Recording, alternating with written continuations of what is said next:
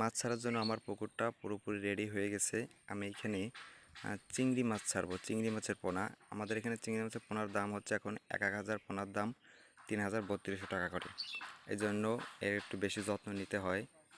চারিপাশে নেট পুঁতে দিয়েছি এবং উপরে দেখতেছেন একটা চালও দিয়েছি নারকেলের পাতা দিয়ে, যাতে পানি গরম না হয়। আর চারিদিকে নেট পুঁতে দিয়েছি যাতে ব্যাঙ সাপ এগুলো না যায়, এগুলো কিন্তু চিংড়ি মাছের পোনাগুলোকে খেয়ে ফেলে।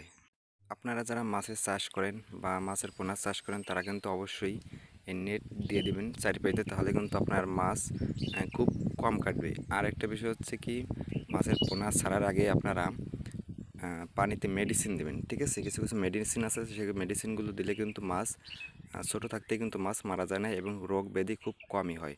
তো আমি এটুকু জায়গায় কিন্তু আমি পুরো 1200 টাকার মেডিসিন দিয়েছি, ঠিক আছে?